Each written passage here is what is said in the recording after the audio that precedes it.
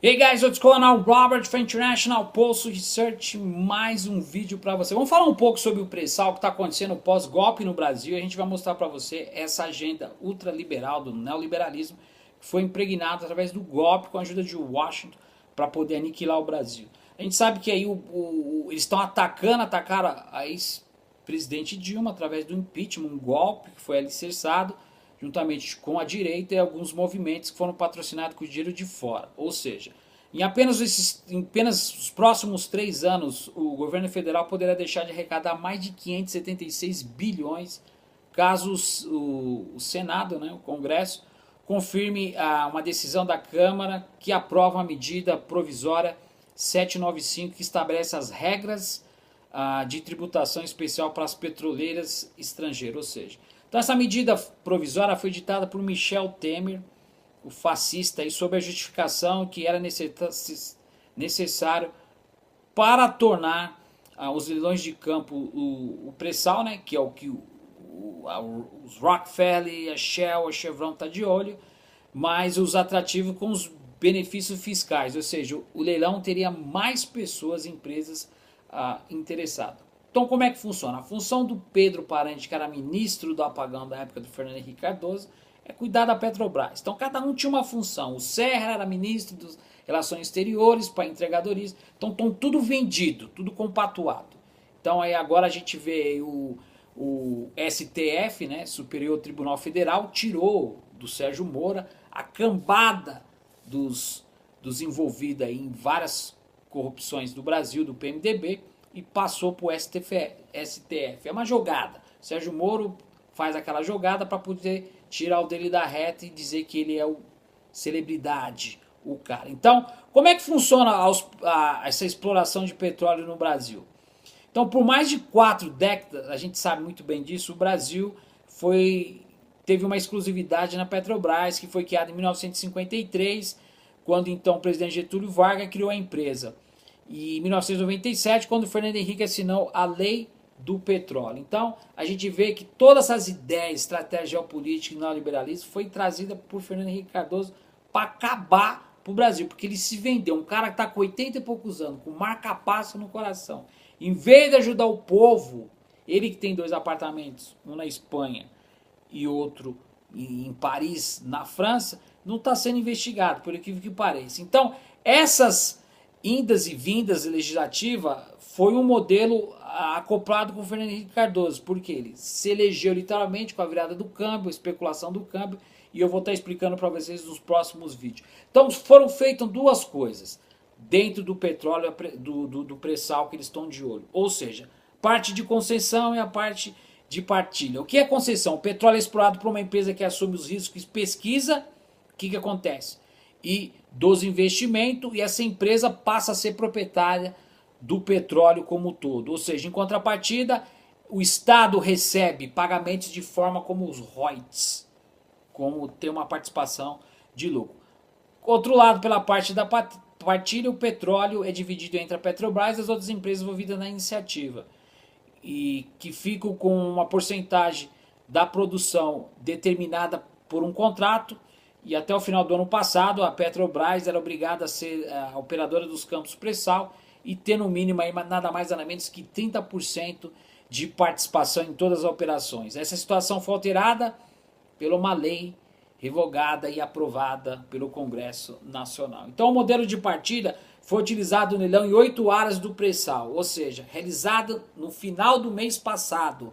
Então foram arrematadas 6 delas por empresas internacionais que faturaram, creio que menos da metade, 6,15 bilhões de reais, que na realidade podia ter faturado bem mais. Então como é que é feita eu não sou contra a privatizações, a gente tem que entender uma coisa, mas da forma que é feita as privatizações a lá Brasil, com lobby, entendeu, com certo interesse, é a mesma coisa que aconteceu com as Telebrás. A Telebrás, na época de Fernando Henrique Cardoso também, custava 50 bilhões, aliás, 58 bilhões de dólares, e foi vendido por 21 milhões de reais na época. Com dinheiro de quem? Ainda com acordo com acionista para fazer tramóia, entendeu? Para fazer trampa por debaixo da mesa, com dinheiro do BNDES. dinheiro do Banco Nacional de Desenvolvimento Econômico e Social, dinheiro do povo, que uma porcentagem sai do olerite de cada contribuinte. Ou seja, mesma coisa aconteceu com a Vale do Rio Doce, já expliquei para vocês, valia 78 bilhões, foi vendida por menos que da metade, com o dinheiro do BNDES. Para quem? George Soros, que destabilizou mais de 50 países durante 25 anos, inclusive o movimento Brasil Livre. A galera não saiu para bater panela aí, ó, vem para a rua, tal, foi isso que aconteceu. Esses movimentos foram patrocinados. Ele patrocinou o quê?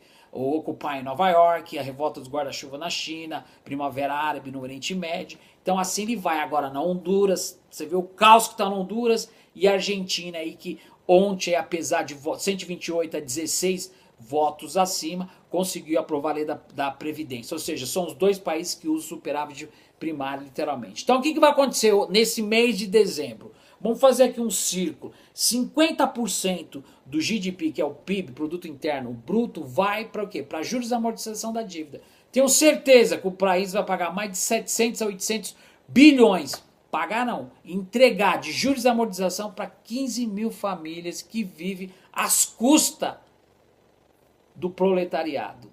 Os outros 29 fica suspensa aqui, os grandes magistrados, que é a Previdência, e eles estão tentando bater de frente. Eu vou fazer outros vídeos explicando para vocês como está dividida a Previdência em 3 partes e que não dá prejuízo. Os outros 21 que sobra é o gasto do teto, ou seja, da meta fiscal, que é a PEC 244, a PEC da morte, que congela todos os gastos durante 20 anos. Ou seja, o que vai acontecer o ano que vem no Brasil? O Brasil vai colapsar, eles vão especular o real, e entre julho e agosto mais ou menos, metade de junho, eles vão dar um peteco, os bancos vão entrar em inadimplência, e você que tem dinheiro no banco, se prepara, tem uma quirelinha, ela se prepara que o país vai entrar em colapso. Por que vai entrar em colapso? Porque mais de 80% do PIB, GDP, Produto Interno Bruto, já está colapsado, porque não tem como o Brasil chegar à frente. Ou seja, não se paga a dívida com o PIB, Produto Interno Bruto, se paga a dívida com o Tesouro. Então, a dívida pública do país é a hospedagem da poupança literal, das reservas que o país tem literalmente. Então, o que eu quero mostrar para vocês, em contrapartida, o que nós estamos vivenciando, vocês irão colher se vocês não se reunirem e participarem da sociedade literalmente. O que vai acontecer a partir do ano que vem? Mais de 45 milhões de pessoas inadimplentes com nome sujo no SPC, no Serasa, e a gente vê aí o rombo nas contas públicas após o golpe. E eu estou deixando um recado para que vocês realmente possam entender, sem falar nas operações compromissadas, que gera 1 trilhão 840 bilhões 262 milhões de reais, transação que o Banco Central faz, onde está inserida a verdadeira corrupção, swap cambial, operação compromissada e a dívida que está inserido a verdadeira corrupção, que é o câncer que para o Brasil literalmente. Fique ligado, stick around, a gente vai trazer mais informações para vocês na íntegra de jornalismo investigativo. E daqui a pouquinho a gente vai falar sobre o TRF4, a gente vai falar sobre Geraldo Alckmin, Serra que está envolvida aí, ó. A Odebrecht rasgou o verbo, estou envolvido no Rodanel. Stick around, fique ligado que a gente vai trazer mais informação. Até mais.